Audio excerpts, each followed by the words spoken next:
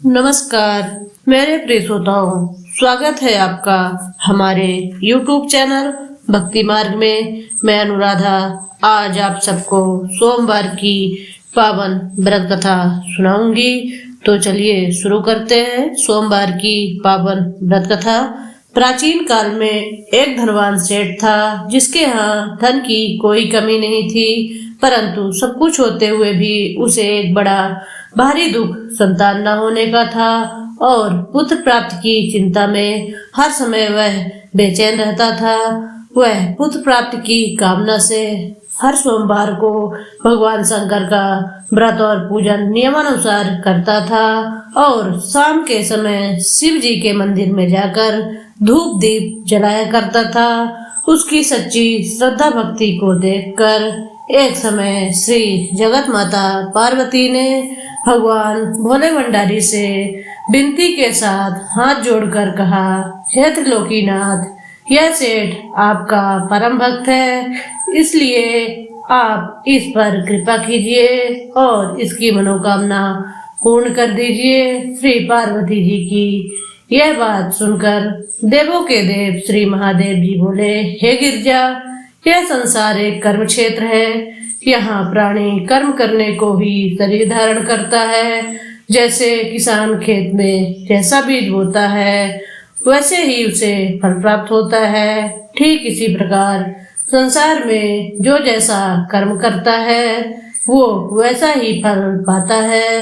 अपनी अपनी करनी का ही सब प्राणी फल भोगते हैं। यह बात सुनकर दयामयी श्री पार्वती जी ने फिर अनन्य विनय के साथ कहा, हे प्राणनाथ, जबकि यह बेचारा रात दिन दृढ़ विश्वास के साथ आपकी भक्ति करता है, तब आप कृपा करके इसके दुख का निवारण कीजिए। आप तो दया के धाम हैं, अतएव इस पर दया अवश्य करनी चाहिए। श्री गिरजा भवानी के इस प्रकार आग्रह करने पर श्री शिवजी महाराज बोले, हे पार्वती, वैसे तो इसके किसी प्रकार की कोई कमी नहीं है, केवल एक पुत्र का अभाव है। सो ये पुत्र प्राप्ति की चिंता में रात दिन दुखी रहता है। इसके भाग्य में कोई पुत्र नहीं है, फिर भी मैं इसकी श्रद्धा देखकर और आपके आग्रह से उसको पुत्र प्राप्ति का वरदान देता हूँ, परंतु वह पुत्र केवल 12 वर्षों तक ही जीवित रहेगा। इसके पश्चात वह मृत्यु को प्राप्त हो जाएगा। सो हे पार्वती जी, इससे अधिक मैं इसके लिए और कुछ भी नहीं कर सकता। शिवजी महाराज और पार्वती जी की ये सब बातें वे सेठ भी पूजा करते हुए सुन रहा था। इस बात से उसे ना तो प्रसन्नता हुई और ना ही दुख प्राप्त हुआ। वह उसी प्रकार प्रत्येक सोमवार को शिवजी महाराज का व्रत व पूजन करता रहा। इस प्रकार करते करते बहुत दिन व्यतीत हो गए। तब शिवजी की कृपा से उस सेठ की स्त्री गर्भवती हुई और 10वें महीने उसने अत्यंत सुंदर बालक को जन्म दिया। सेठ के घर में बहुत खुशी मनाई गई, परंतु सेठ को उसकी केवल 12 वर्ष की आयु को जानकर कोई भी प्रसन्नता नहीं हुई और न ही उसने यह भेद किसी के सामने प्रकट किया। इस प्रकार प्यार दुलार में वह सुंदर बालक 11 वर्षों का हो गया। तब उस बालक की माता ने अपने पति देव से कहा, हे प्राणनाथ, अब हमारा लल्ला सियाना हो गया है, किसी सुंदर गुण युक्त कन्या से इसका विवाह रचा देना चाहिए।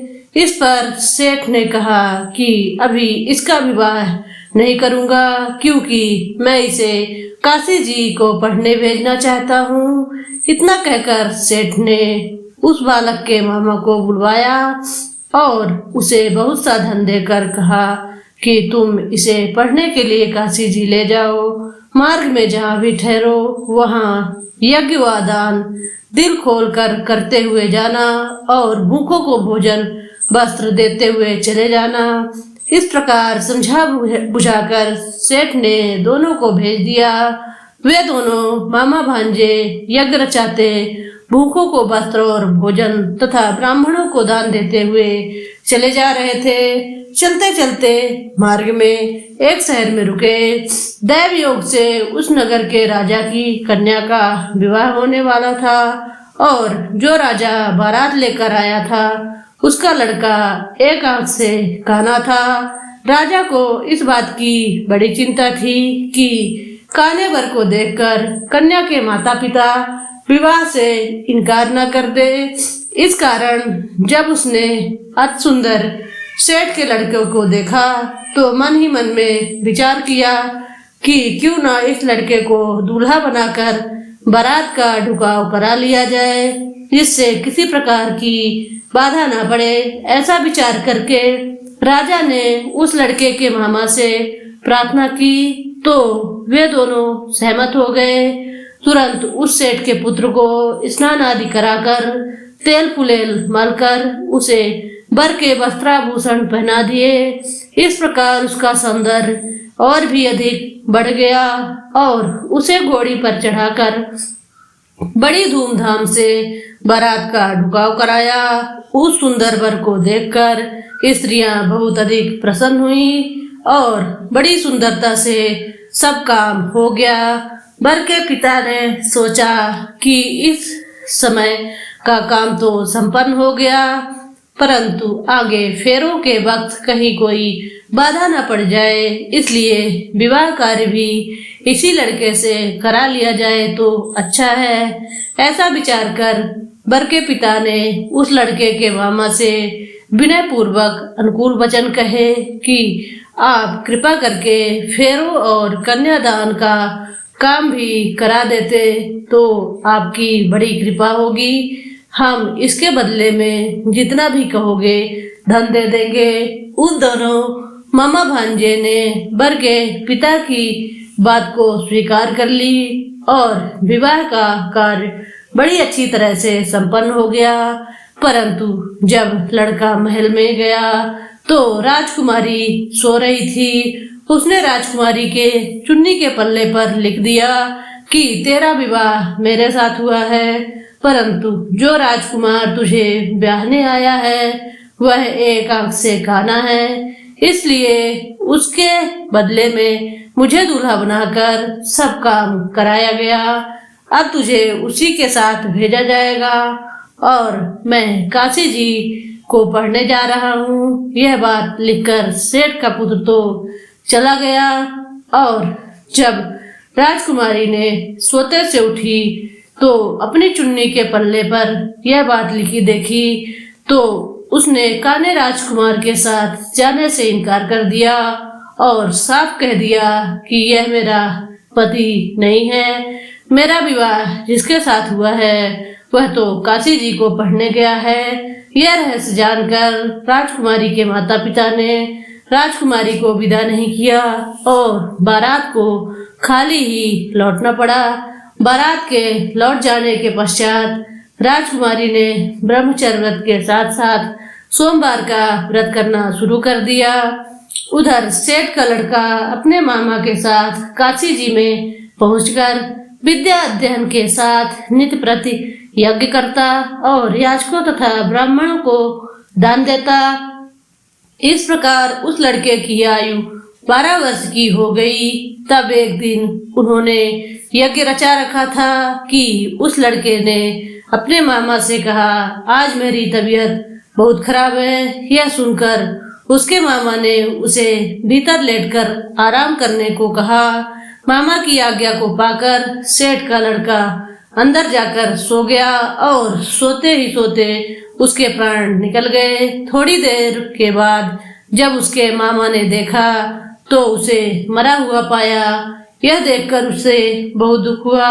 फिर भी उसने सोचा यदि इस समय रोना पीटना किया तो यज्ञ अधूरा रह जाएगा। अतः उसने धैर्य धारण कर यज्ञ को संपूर्ण कराया और ब्राह्मणों को वस्त्र व दान देकर विदा किया।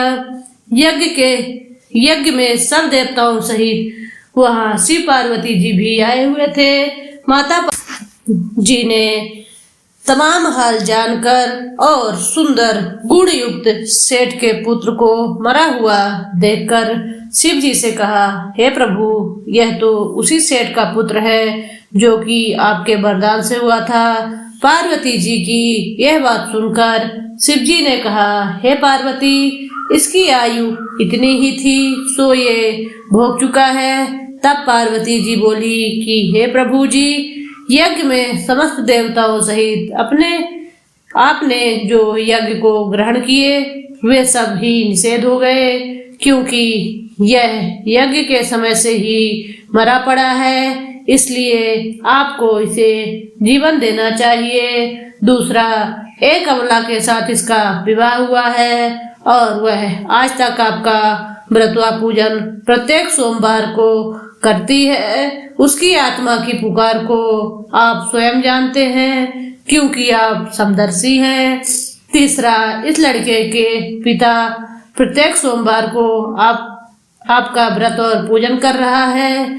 क्या वह आपका परम भक्त इसका मरना सुनकर दुख नहीं पाएगा? सो हे प्रभु, आप कृपा करके इसे जीवन दान दीजिए।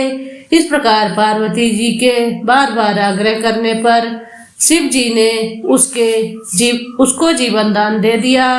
तब शिव जी की कृपा से वह सेठ का लड़का पुनः जीवित हो गया और शिव पार्वती कैलाश को चले गए। अब वह लड़का और उसका मामा प्रसन्नचित्त होकर उसी प्रकार यज्ञ करते कराते हुए अपने घर को वापस लौट रहे थे। तभी उसी नगर में आए जहां उसका विवाह हुआ था।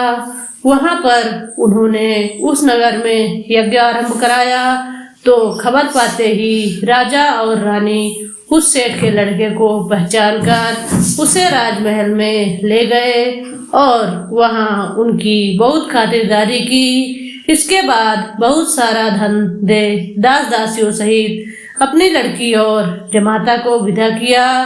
अब वे सब उसी प्रकार यज्ञ रचाते हुए अपने नगर में आए। तब उसके मामा ने कहा कि मैं पहले तुम्हारे घर जाकर खबर कर दूं। इतना कहकर मामा चल दिया। उस समय लड़के के माता पिता अपने ऊंचे मकान की छत पर इस विचार में बैठे हुए थे कि यदि हमारा पुत्र सकुशल वापस लौट आया तो हम भी छत से उतर आएंगे, अन्यथा वहीं से गिरकर अपने प्राणों का अंत कर देंगे। उसी समय लड़के के मामा ने आकर यह समाचार दिया कि आपका पुत्र सकुशल आ गया है, परंतु उसको विश्वास नहीं हो रहा था। तब लड़के के मामा ने शपथ पूर्वक तमाम बीता हुआ हाल उसको सुनाया और कहा कि आपका पुत्र राजा की लड़की से विवाह करके अनेक दास दासियों सहित राजकुमारी को लेकर आया है। तब सेठ ने बहुत खुशी के साथ उनका स्वागत किया और आनंद व प्रसन्नता के साथ रहने लगे। इसी प्रकार जो कोई सोमवार के व्रत को धारण करेगा अथवा इस पुण्य प्रदान करने वाली कथा को सुनेगा या पढ़ेगा, उसके सब दुख दारिद्र नष्ट हो जाएंगे और उसकी सब कामनाएं पूर्ण होंगी। इसमें तनिक भी कोई संदेह नहीं है। बोलो हर हर महादेव। ओम नमः शिवाय। ओम।